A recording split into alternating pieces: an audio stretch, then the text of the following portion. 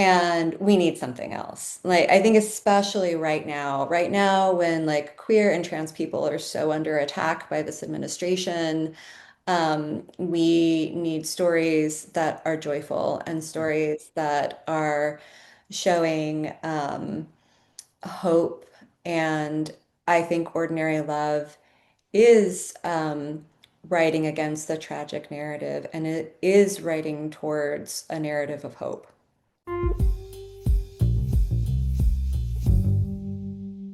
This is Dr. Andrew Rimby. Thanks for joining us here in the Ivory Tower Boiler Room.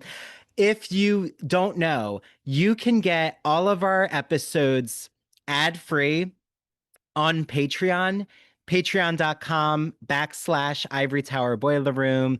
All of Mary's true crime episodes ad-free, video episodes ad-free from the ITBR interviews.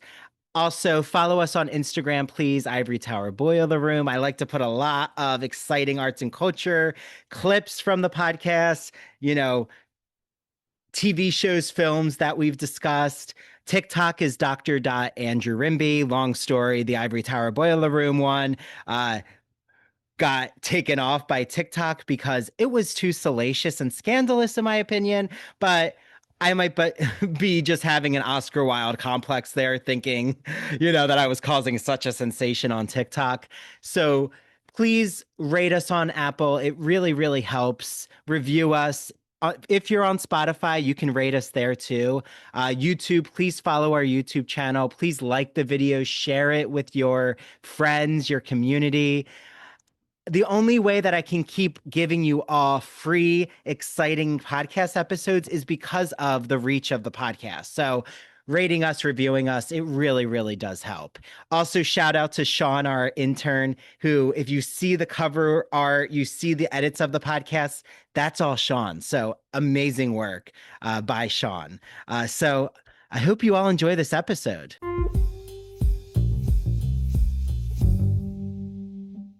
Hi, everyone. This is Dr. Andrew Rimby. Welcome back to the Ivory Tower Boiler Room. I'm really excited for this conversation. Dr. Marie Rutkoski, I want to give her the credentials. We work hard for that PhD in English.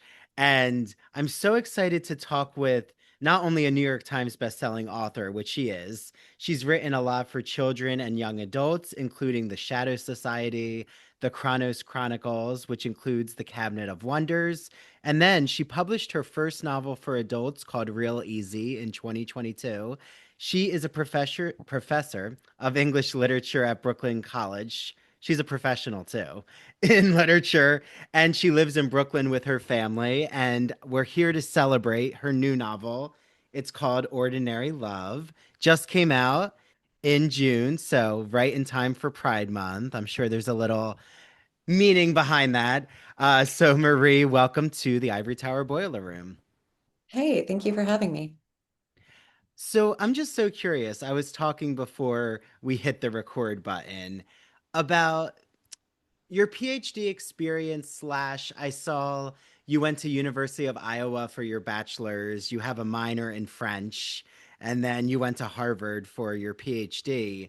Like this whole trajectory of where you sit now, do you think during your studies, oh, okay, I'm going to become a creative writer. Like I'm going to try to balance teaching and writing, or is like the teaching necessity, the writing is passion? What's behind this mixture going on? Yeah, well, ever since I was little, I wanted to be a writer. I think because I don't know if all kids are like this, but I definitely wanted to emulate what I loved, and I loved reading. So I wanted to just do that, to do the thing that inspired passion in me. But I And so I would write creatively all the time, even when I was in college as well. And it's one of the reasons why I went to the University of Iowa. And I wasn't in the MFA program, I was an undergraduate, but I did participate in some of the writing workshops there, and did an independent study with James Allen McPherson, who sadly has passed, but he was on faculty at the time. But when so at that time, I was doing this concurrent. pursuit of creative writing and being an academic. I really wanted to become a professor. Again, I had the same wish to emulate what I loved. I loved being in these classes on Renaissance literature. I loved my professors, and so I just wanted to do that. Um, and when I got into graduate school at Harvard, to be honest, I felt like it was a mistake. I felt like it was a fluke. And, lots of people who go there end up having this sense of imposter syndrome. And I can remember being in my first year and thinking, wow, they surely have made an error in letting me in, but I'm not going to let this opportunity go to waste. I am going to prove myself. And I know that clearly I have some gift for academia. I can do research, I can write academic papers, and I've never really had any kind of proof that I'm good at creative writing. So, Mm. what I am going to do, and I can remember thinking about this in a very um, internally articulated way. It was almost like I was sitting down with myself and making a decision. And so I thought, well, I'm just going to stop writing fiction. That's clearly not my strength. Also, I'm here. I need to do this thing. I need to prove myself and get a doctorate and become a professor. So I'm not going to write anything creatively for the next however many years it takes me to get my degree. And then my final year of graduate school, I had a fellowship to do archival research um, in London. And so my days were they were very boring, but also kind of idyllic, which was that I would wake up, I would go to the British Library, I would research all day until the library closed, and come home and watch reruns of Friends and go to bed. Um, and at some point during that lonely period, I had the idea for my first novel. And I began writing a few paragraphs, and I just realized this could be a book. And then I thought, I need to finish my thesis. I need to finish my dissertation. And then I'm going to write this novel. And that's exactly what I did. So that was a very long-winded way of walking you through my childhood to graduating from my PhD program. But essentially, I finished my dissertation, I got my PhD, and that summer I sat down to write my first novel, and I've been balancing the two things ever since. So I have to ask, what was your dissertation topic? Oh, okay. So my dissertation argued that children in English Renaissance drama, and we're talking about Shakespeare and his contemporaries, the children in English Renaissance drama, both on stage and off, became a way for that society to consider the nature of knowledge. That children, like the idea of childhood, the idea of children, became almost a tool to unlock an understanding of how knowledge operated. Oh, wow. Fascinating. And I think that your writing, I'm new to your writing, so I feel like I had to play catch up because your writing is just so evocative, Marie, and it's very European in a way, or at least Hmm. I'm interpreting it. It feels Okay. very Victorian in a Yeah. way, like almost like I'm reading Middlemarch, but Ooh, with, what an amazing compliment. Thank you. well, that's my favorite Victorian novel. And I worked on Oscar Wilde and Whitman. And when you're talking about the British Library, I had a fellowship um, at Stony Brook and went to the British Library to see the Picture of Dorian Gray manuscript. Mm. And I feel like there is something so heady and dopamine fueled when you're in an experience like that.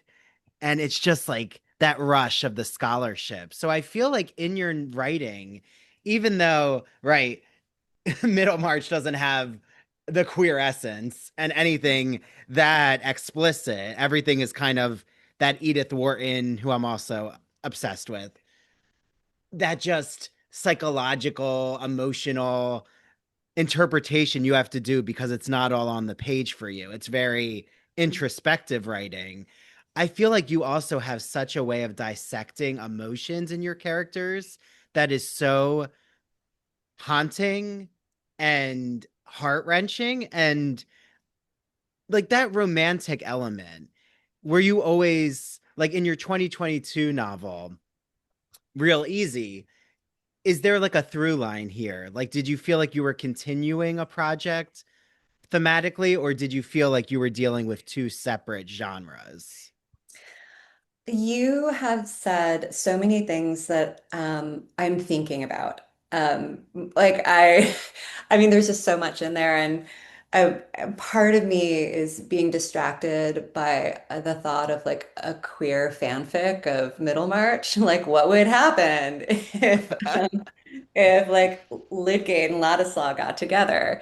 Or maybe, Dorothea, if, she were with Rosamund, she could really like bring Rosamund to life and convince Rosamund to shed her narcissistic ways. I don't know. Yes. Um, but I think that something that Middlemarch, you're absolutely right, that Middlemarch is something, it's a book that values character development and emotions, that what's happening in terms of plot is how people evolve.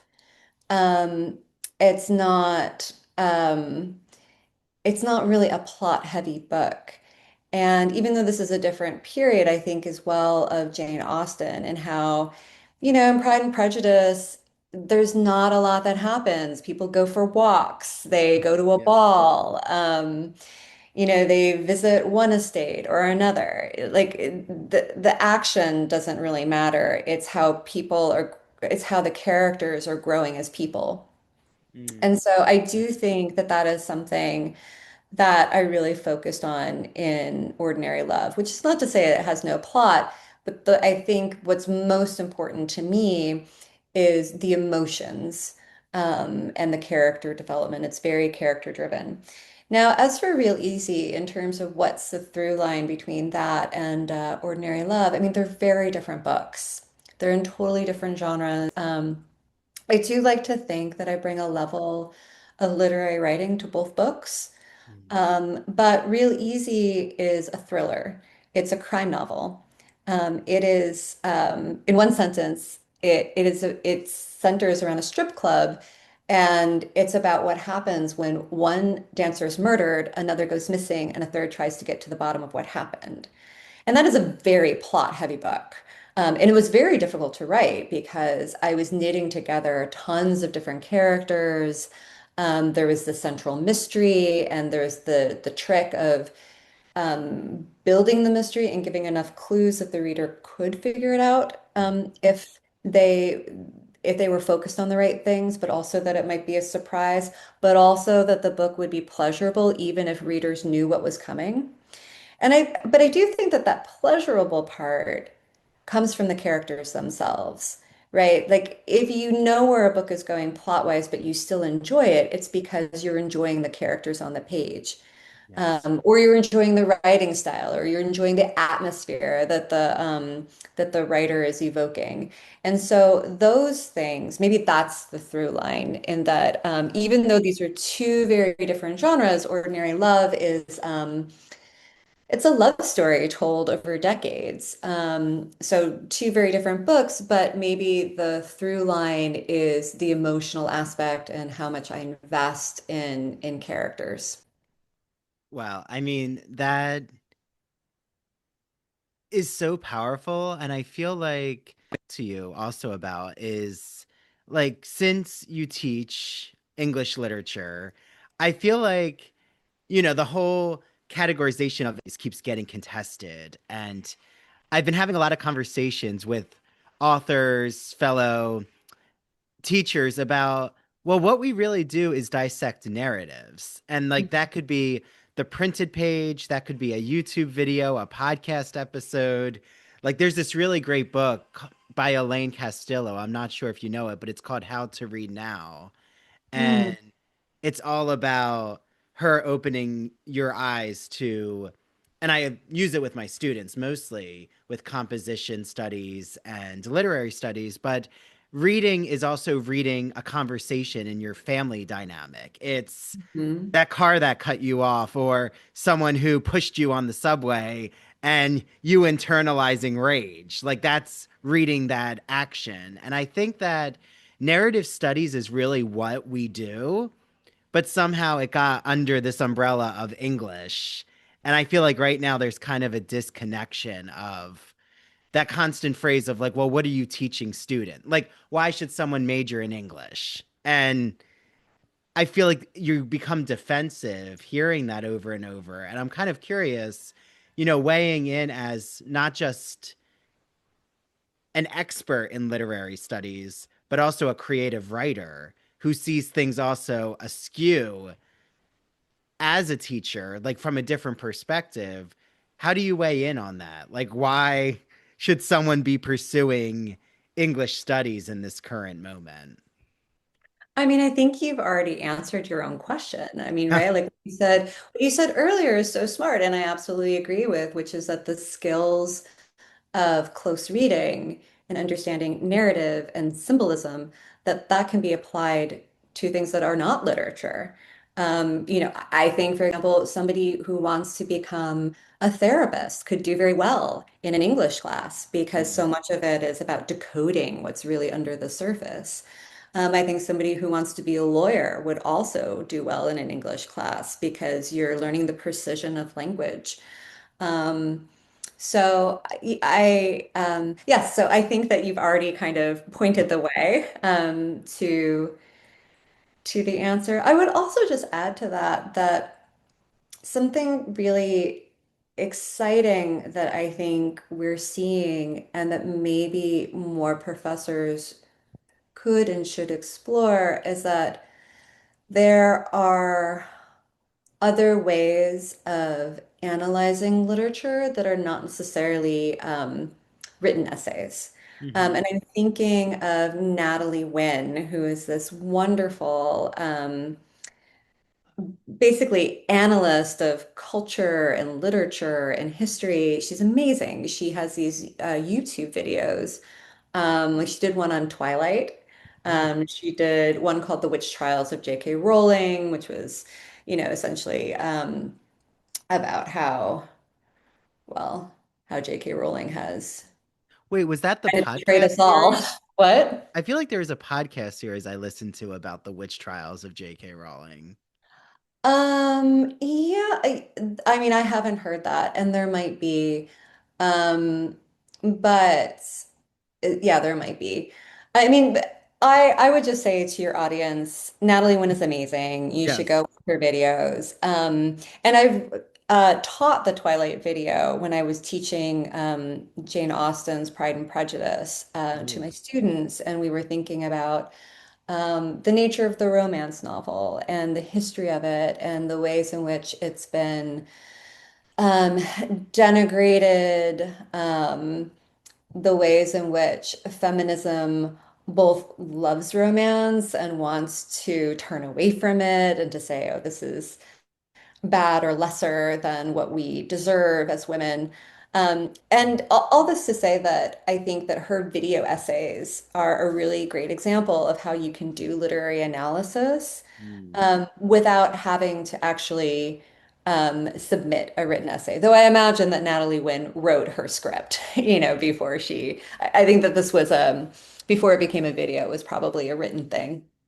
Yeah. No, thank you, Marie. I'm gonna like look it up right after we're done because I want to see all her videos now. And I do feel that, like, are you also experiencing in the classroom, that students, the younger generation, their attention span, their ability to just absorb material has shifted modalities. Like I feel that they're so good at reading emotions or like very snapshot, fast-paced, plot-driven type of material, but when it comes to say if I was going to teach Middlemarch, to use that as an example, or The House of Mirth even by Edith Mhm. Wharton, they're like some chairs are actually even giving advice not to teach full length novels because students are not going to be paying attention. And now there's almost been a model of teach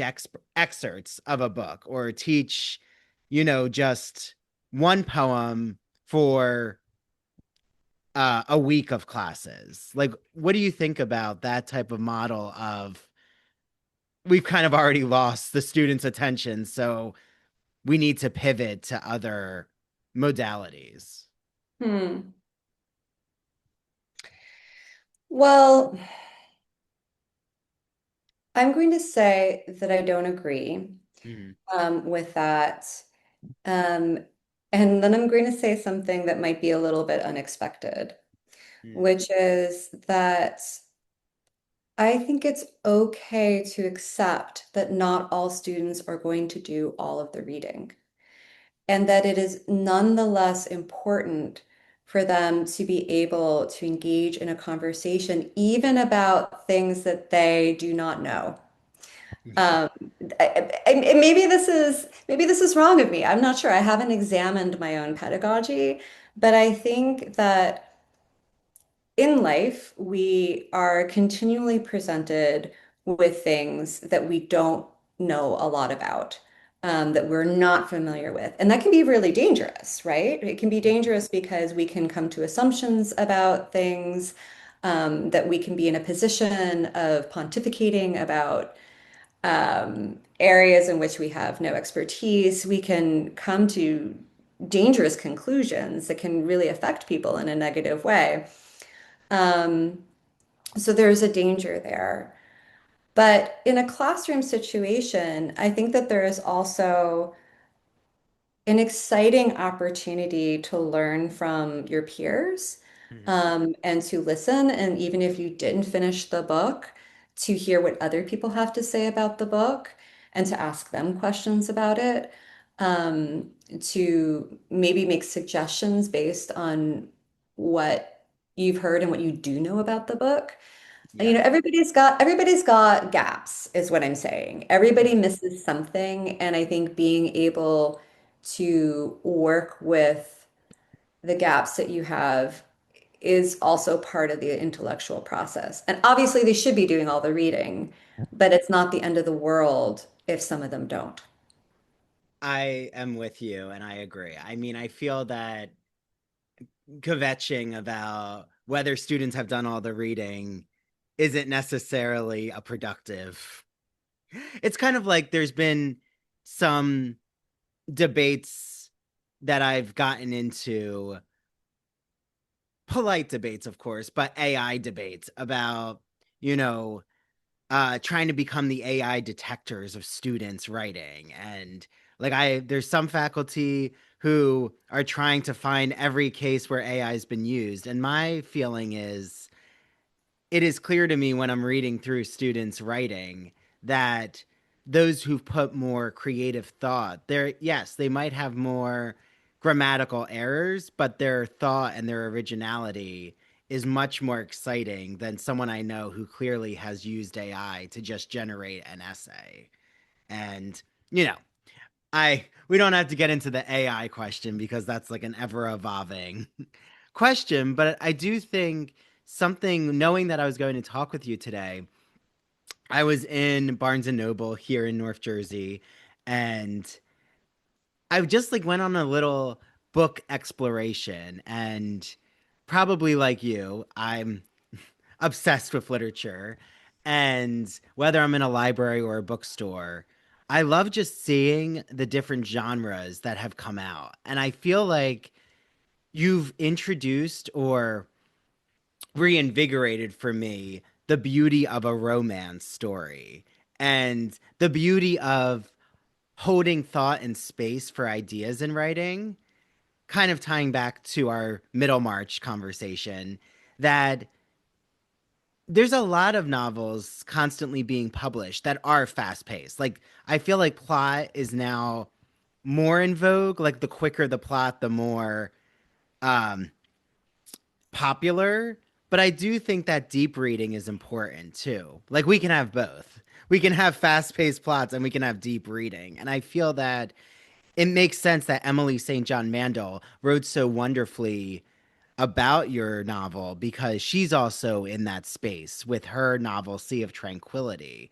So I feel like as a reader, do you gravitate more towards deep reading, intellectual, philosophical type base plots, or do you gravitate more towards thriller, fast paced, like let's just keep turning the page as quickly as we can?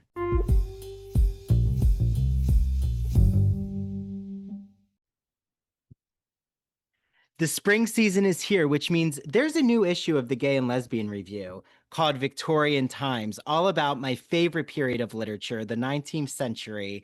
And you'll see a rugged Walt Whitman on the cover and the dandy Oscar Wilde. Well, guess what? My first article is now published in the Gay and Lesbian Review called Once Upon a Time in Camden. It's the intro to my book, which looks into their queer literary relationship, but also Whitman and Wilde's homoerotic poetics, and specifically what Whitman does with male same sex desire before the category of homosexuality even existed. Like, how did he even express this in his poetry? Well, you'll have to read my book to find out. Book coming soon. If you know of a publisher, let me know. I'm shopping around right now. But this Victorian issue is so special with the Gay and Lesbian Review. There's articles on Dr. Jekyll and Victor Frankenstein. I'm about to see The Bride, which I can't wait to see. And right, Guillermo del Toro's new Frankenstein is all the rage. There's an article on Monte Cristo's Women in Love, Tchaikovsky's Men. I love Tchaikovsky's ballet. I'm particularly an admirer of the Sleeping Beauty.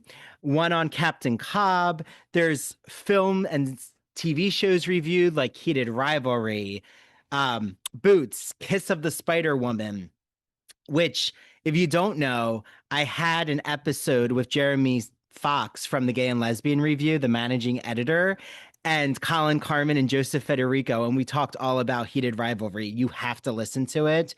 And Kiss of the Spider Woman, I keep recommending to everyone. It is an astounding film. Boots, I actually had the creator Greg Cope White on the podcast too. You'll have to listen to his interview. Also, if you haven't heard our episode on the kink issue of the magazine, it's really, really interesting. And the ethnography one. And yes, there will be an episode soon about the Victorian issue. So get your hands on the Gay and Lesbian Review. The digital subscription is really easy to get, glreview.org. The print subscription also, head on over to the website, click subscribe, use the promo code ITBR choice. You get a free issue of the magazine. Choose the Victorian issue, will you? So head to their Instagram, their TikTok. I love the Gay and Lesbian Review. I get so many book recommendations, TV show, film recommendations. One of the films that I can't wait to watch is in this issue. I want to say it's pronounced Pillion or Pillion. I think I made it French there, with Alexander Skarsgård. So enjoy your reading, everyone. And if you're reading the Gay and Lesbian Review, please reach out to me. I want to let them know, that you all listening to this podcast are reading their magazine.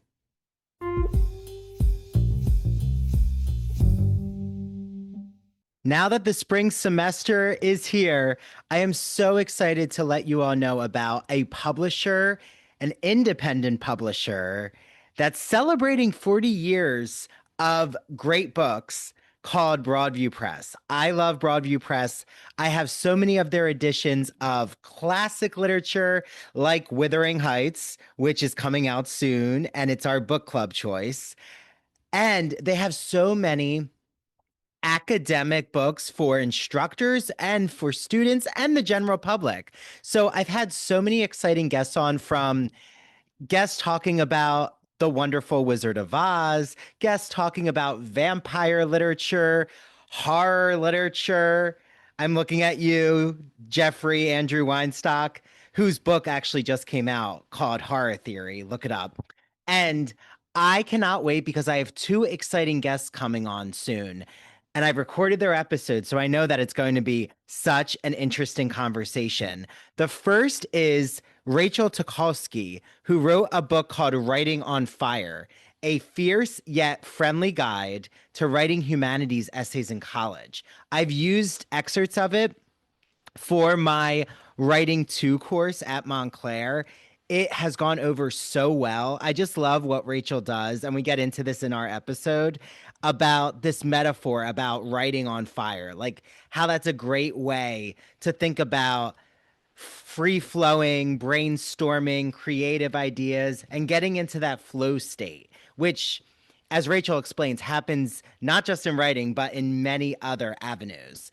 And then the other guest that I have on is David Starkey, who wrote a book called Academic Writing Now, a brief guide for busy students. It is designed to cover the basics of a college writing course in a concise, student friendly format.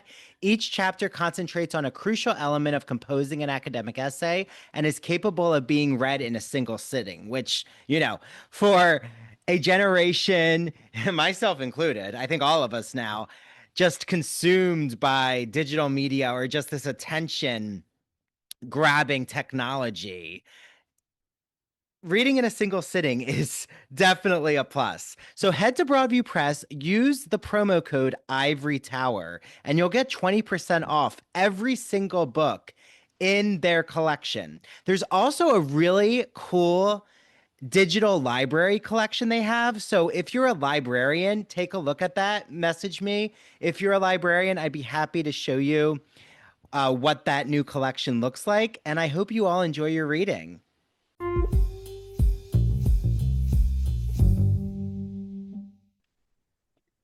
Okay, so I'm going to do something really rude, which is to not answer your question. That's okay. What I'm going to do is what I'm going to do is respond as a writer. Mm. You asked me what I thought of as a reader, and I'm going to respond as a writer, just because I think that, we're talking a lot about the kind of book that I write. And so I feel like I should just say what my book is about. Yes, Um, please. yeah, so, and then, I can respond to your question, which is that, so Ordinary Love is about a woman named Emily who is in this marriage with a man, and it's pretty toxic and he's pretty controlling. And just as she's getting out of that marriage, which is when the book begins, she runs into her ex-girlfriend, whom she fell in love with when they were seniors, well, when they were 18, and they were in high school.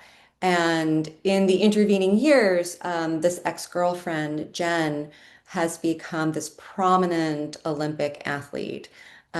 She is a legend. She's kind of a daikon like Megan Rapinoe or Abby Wambach. She's somebody who has international recognition. She occasionally models. She dates all of these actresses.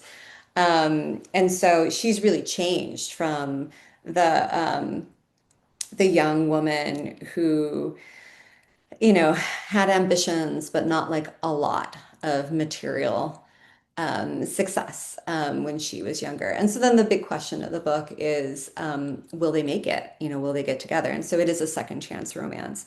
And so as you were saying, it's, there is this question of how much do you put into plot and how much do you put into sort of the deep reading or the deep writing of character development and emotions and so forth. And I guess I would just say that emotions are plot. Mm. That how somebody evolves and how the way they think evolves, that's plot too.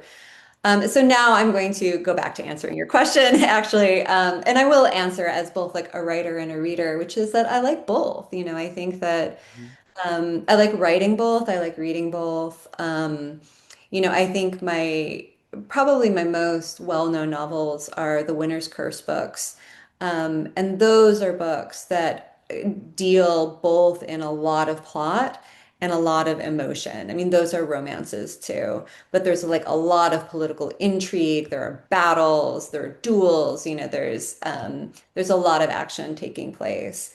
And Real Easy was a book that was maybe a little more focused on plot.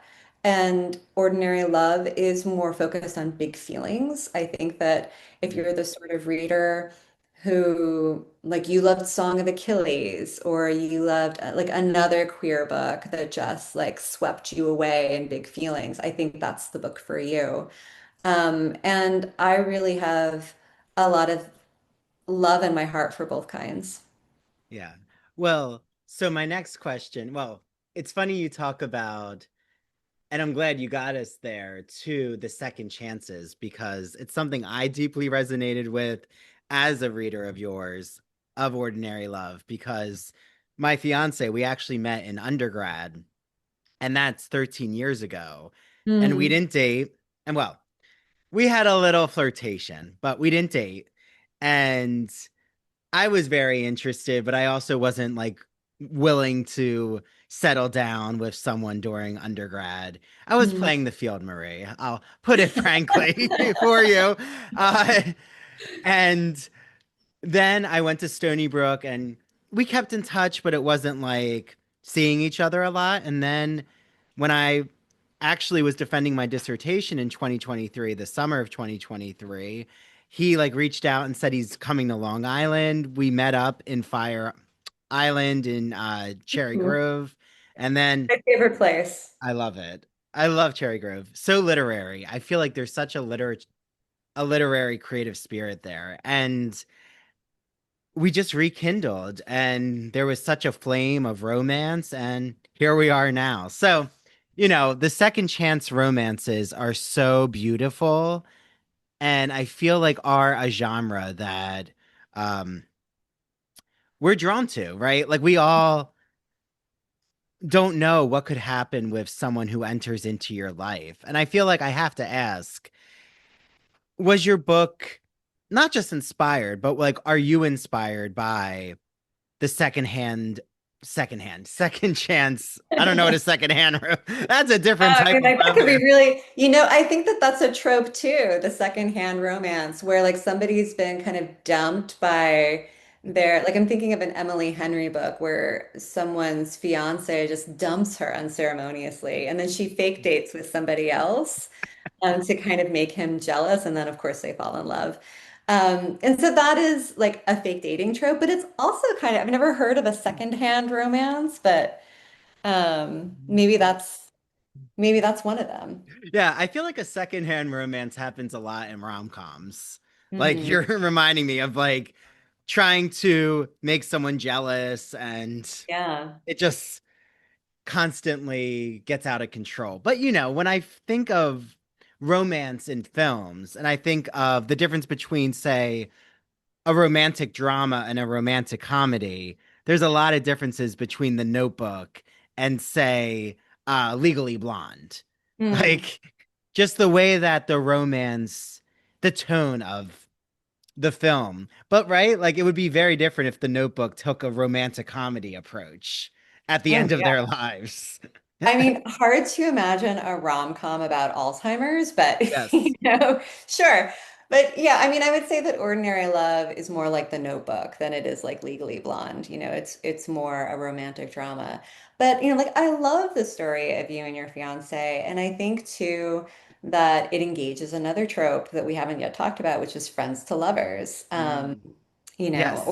I assume you talked about like how there was a connection, but you didn't really pursue anything there, and um, I guess all this to say that we could sit around and diss tropes, right? Like that's something that writers can do.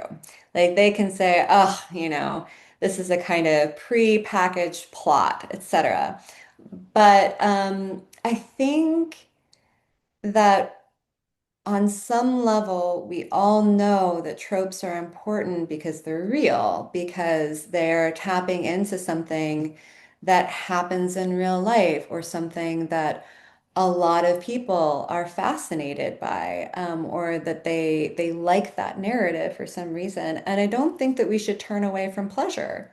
I don't think we should turn away from things that happen in real life, like the story about you and your fiance, and how that happens to a lot of people, that people reconnect. over time. That is a thing that happens. So I don't think we should turn away from real life, and I don't think that we should turn away either from the pleasure of readers in a certain kind of story. I mean, I guess I would say that I engage some tropes, but I also, in ordinary love, like to subvert them a little bit or to react against them or write around them. It's not that I'm taking them in wholesale and just repeating them.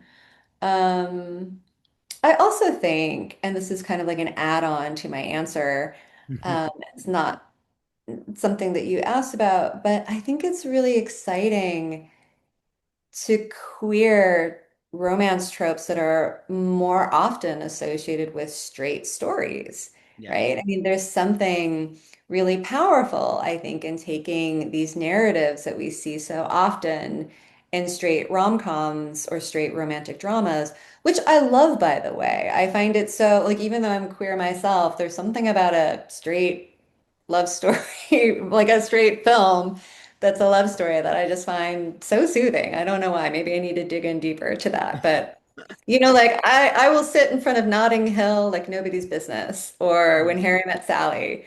But I love it when I see a novel that takes some of the tropes we know so well in straight arenas and then lets it play out in a queer context. Yeah. Well, and I feel like when we think of queer, or I think of queer romance in film or literature, like I think of Brokeback Mountain. Like if I had to pick something from the 21st century that's been held up by Hollywood as, well, we gave you a gay romantic narrative. Like we Where tried people it. die Yeah, and but suffer. like there's always like suffering and loneliness. Or I just saw the new film Queer by Luca Guadagnino. I mean, Call Me by Your Name. I feel like there's always the Hollywood films that they uphold. They have to have like a sense of loss, grief, longing, heartbreak. Like it's that constant trope of you're never going to be fully happy if you're in this queer relationship. Something has to tragically turn around. And I feel like it's beautiful that I'm not going to say you intentionally resist doing that, but like, is that something that weighs on you? Like that frustrated coming out of the closet narrative, like something tragic has to happen. Is that something you intentionally turn against, or you just feel like in our culture right now, those narratives aren't popularized? Mm. Yes, I resist it. I will say I love Brokeback Mountain. I think Mhm. it's a beautiful short story. It's a beautiful film. Call Me by Your Name, even though that does involve loss too. Um, it's also there's also a narrative in there too about acceptance and love. Like I'm thinking of the film version where the father talks with his son, with Elio, and the father shows how much he knows his son and how much he loves his son, Mhm. um, who's been engaged in this, queer relationship all summer. Um, so it's what I want to say is that there is a place for stories like that. And they can be beautiful and important stories and validating as well, because not everybody's path has been so happy. I mean, I think Mhm. that a lot of queer people have experienced rejection, and from family, from society. There is suffering. Um, but that said, as you have said, that has been the primary diet that we've been fed in terms of literature and film for so long. And we need something else. Like, I think especially right now when like queer and trans people are so under attack by this administration, we need stories that are joyful and stories that are showing hope.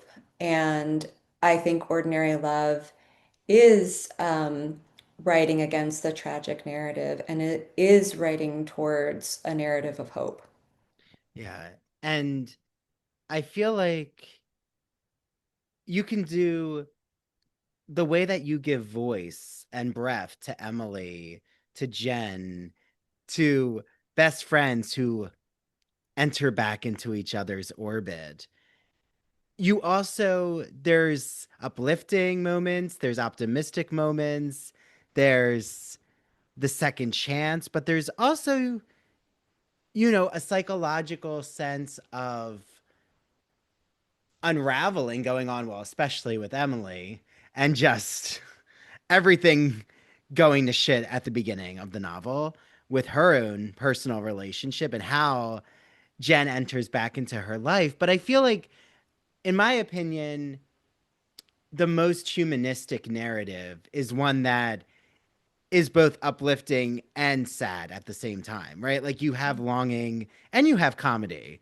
Like, in my opinion, that's why a film like The Devil Wears Prada does so well because it's not slapstick. Like, yes, it's comedic, but it's also truthful.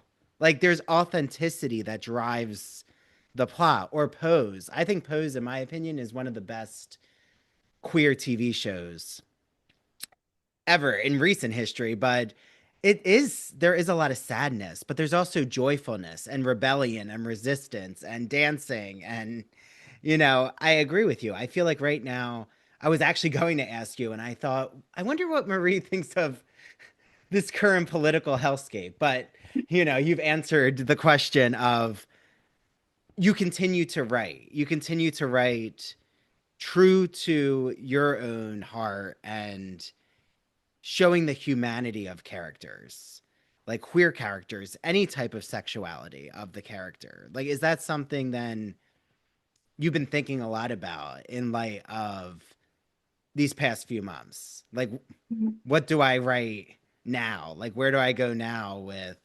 representing my characters?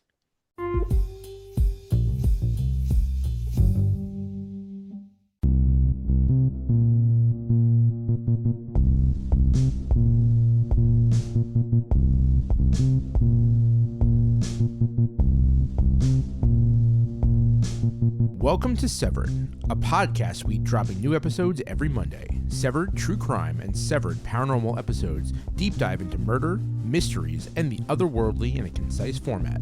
A 7-minute story to frame the case with thoughtful analysis and our usual banter. We sometimes find the lighter side of darker cases. We offer 3 spin-off shows, Severed Strange Stories, Severed Haunted You, and Severed Serial Killers that highlight the unusual to lighthearted topics from the digital dumpsters of true crime, haunted universities, and the minds of madness like Ted Bundy and Jeffrey Dahmer.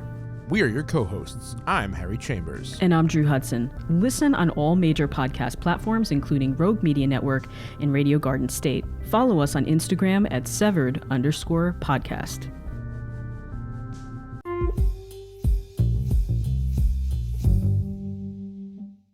Are you a fan of classic Hollywood movies?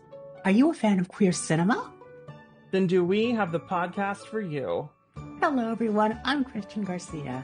And I'm Luke Delmar. And we are your hosts of That Old Gay Classic Cinema, where we take a look at some of the greatest films of all time and analyze them through a queer theoretical lens. Let's be honest. LGBTQIA plus people have been a part of Hollywood since its inception, and this podcast celebrates those artists and entertainers of yesteryear while also taking a closer look at the queer-coded characters and stories in classic Hollywood films long before queer representation entered the mainstream. So follow us down the road of classic cinema as we give you a guide to some of the films that touched our hearts, brains, and even gave us courage to be ourselves. You can listen to That Old Gay Classic Cinema wherever you get your podcasts, and be sure to follow us on Instagram, YouTube, and TikTok. All right, listeners, we're ready for our close-up.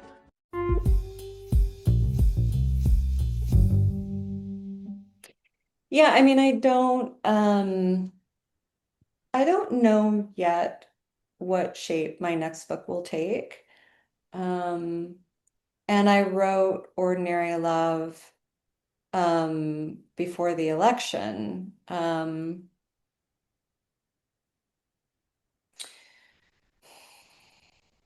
but I think that we've seen the storm on the horizon for some time. I think that well before the election, we could see um, what the conservative right was trying to accomplish for years. So I'm not sure that I would say that I was thinking very consciously about that storm on the horizon. I might say even that on some level I was trying to avoid it because this Mm. book is set in the near past.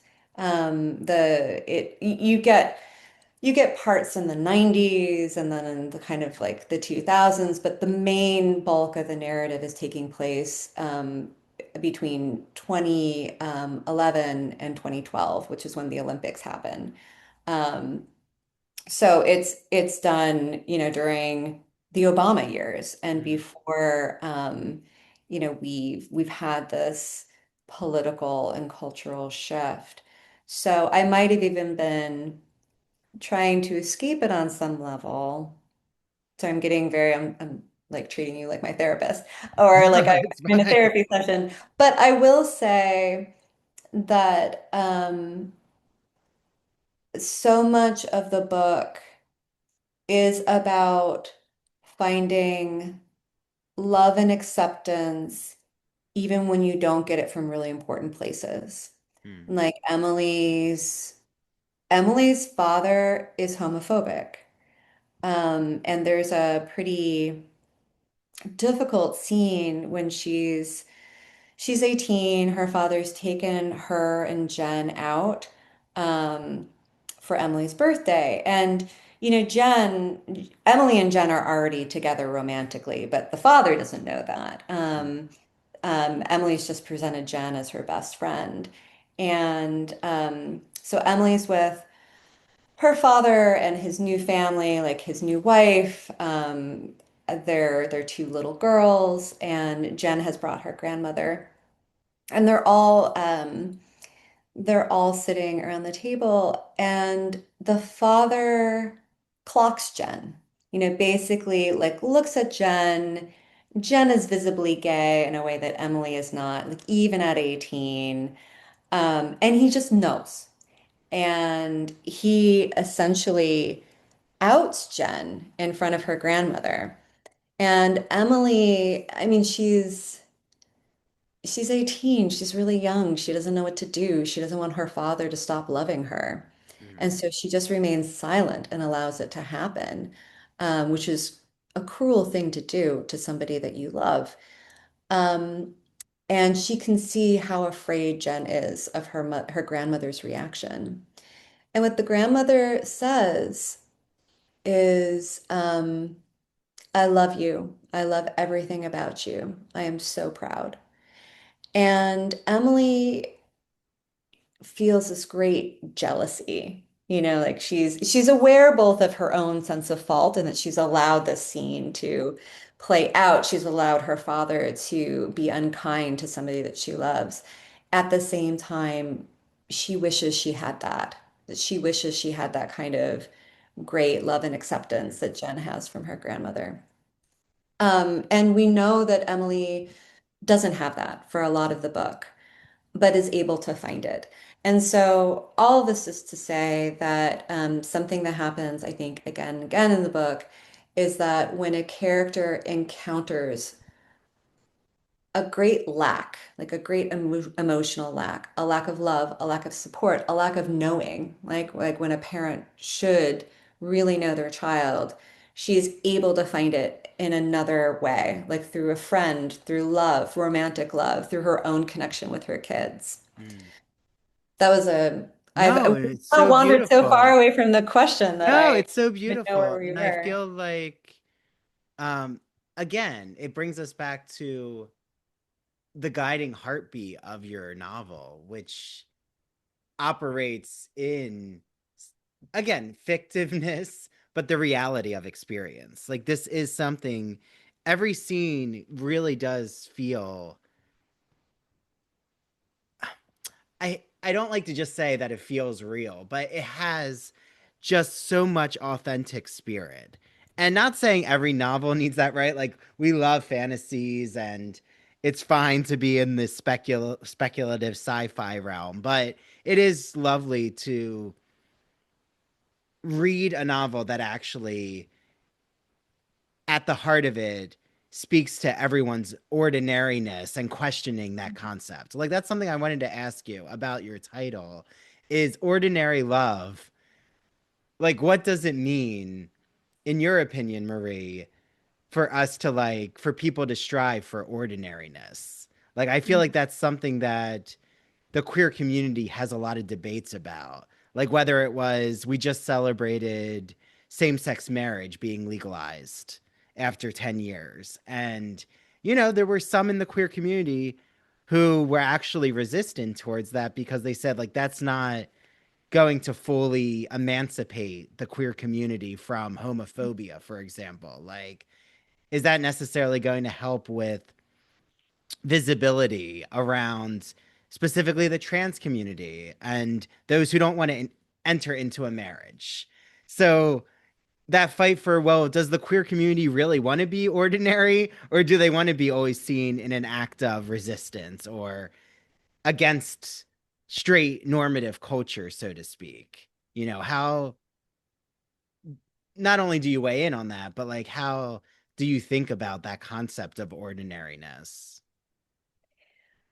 Um, I think it's not either or. I don't think Mhm. it's either we resist um the kind of quote unquote normal ways of living life or like marriage and kids and so forth. I don't think it's either that we resist that or we collaborate with it.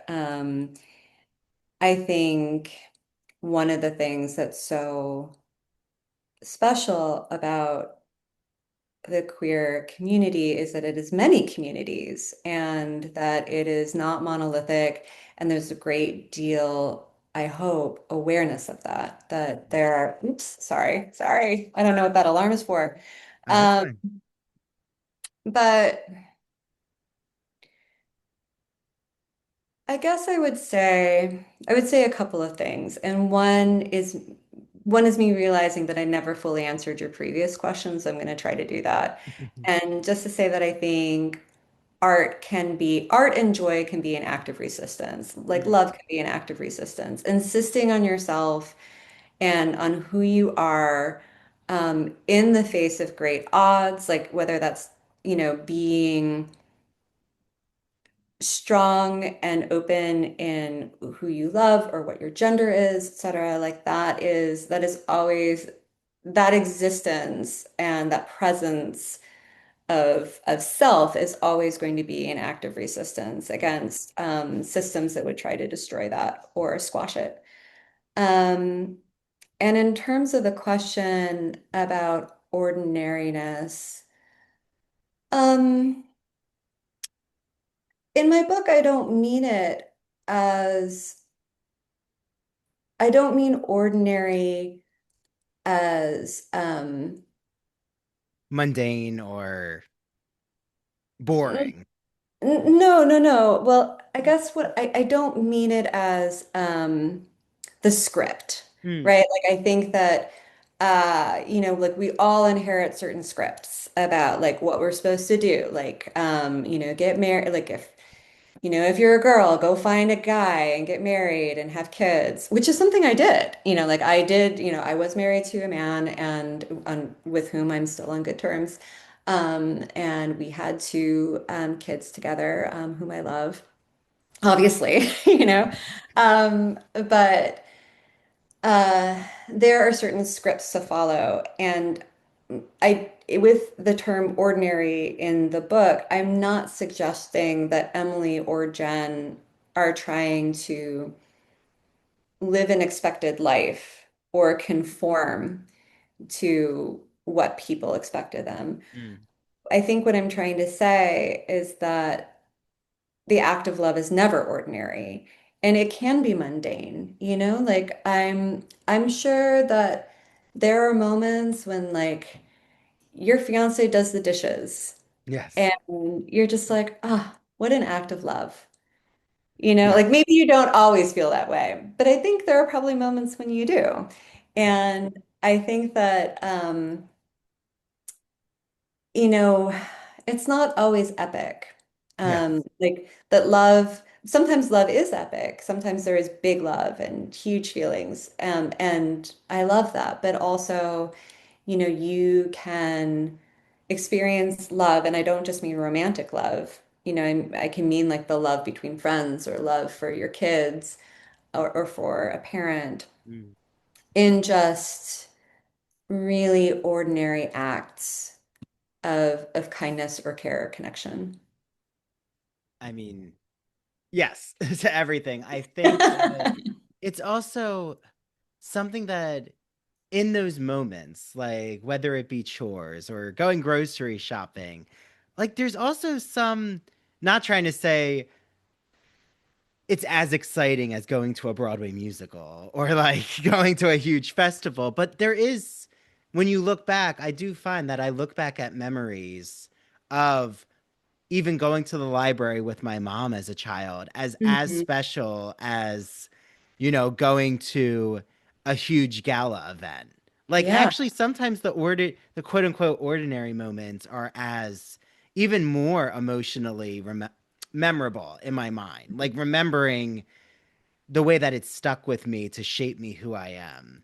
And I think that your book really does evoke that question of like thinking about, I mean, if you can, Marie, I was reading about this powerful French quote that, your ex's father said My about ex, how like something changes in like an ordinary everyday moment. Like something could happen that you don't expect. I think it's everything will change is the phrase.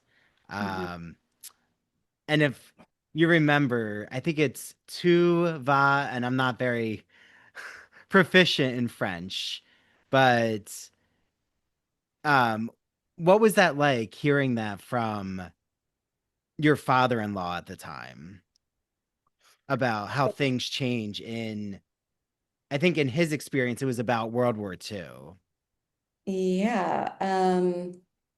So it's um maybe a couple years ago. I mean, I love my former in-laws, and I still sort of think of them as my in-laws.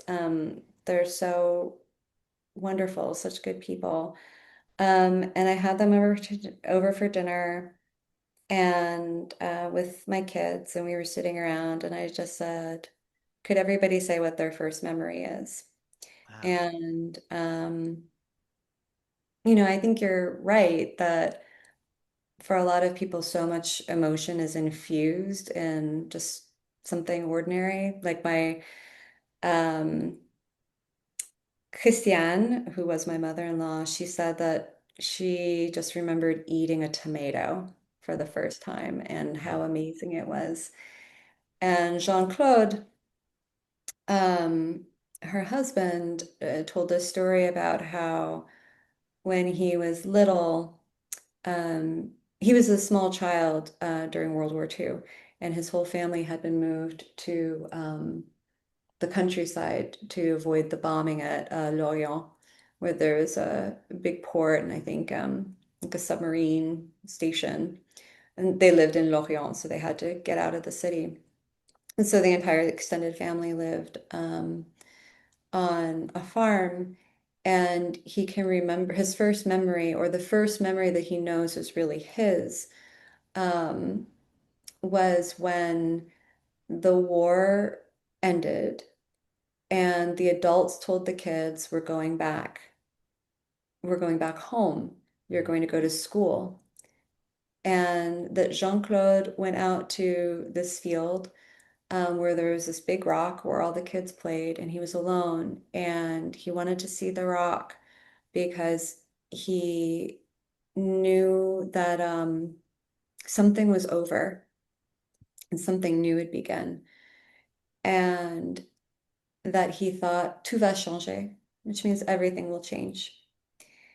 I mean, it's crazy that he had such like a beautiful story to tell from when he was maybe 4 years old. I mean, I think that speaks a lot to the sort of person that he is. Um, but yeah, I mean, I think that, even in that memory, even as kind of emotional and even in some ways philosophical it was, there's still the rock, there's still the field, right? There are still these ordinary things that root us to the memories that we have. Yeah, and even in the midst of such crisis like World War II, the water is still moving in the ocean. Hmm. Like those, like right now, even in such chaotic times, what keeps us grounded? I think that that's such a beautiful, going on a walk and going to your favorite restaurant or going to a cafe to grab your favorite iced latte, for example. Yeah. You still can hold on to certain uh pleasurable activities in crisis. Hmm. Hopefully we don't lose that community space. So, Marie, this has been so wonderful. I've had such a good time talking with you, picking your intellectual mind. Your students are very lucky. I want to be a fly on the wall in your classroom to see what the conversations are like. So, where can everyone find Ordinary Love? Also, where can they follow you on social media? All the good things. Oh, yeah. Well, thank you so much. It was such a pleasure for me to talk with you and about such wide-ranging and fascinating topics. Ordinary Love can really be, I think, found almost everywhere online and in bookstores, though I would love it if people supported their local independent bookstores and picked up a copy there. Um, my local bookstore is Greenlight Books in Mm, Brooklyn. That's the closest bookstore to me and one that I love, among many bookstores that I love. And actually they have signed copies, so you could go there. And whoa. The Strand also another, oh my God, that alarm. I am gonna have to go. Um, but you can get it and like they're signed copies at the Strand, another bookstore that I love. And yeah, and you can find me online at Marie Rutkoski. That's my handle on social media, both. I don't use Twitter, now X. I'm no longer on that platform, but you can certainly find me on Instagram. Wonderful. Well, thank you so much, Marie. And, I can't wait for you to be back in the ITBR, hopefully with your next novel or work that you're thinking of. Thank you so much. Thank you. Okay. Bye, Marie. Bye.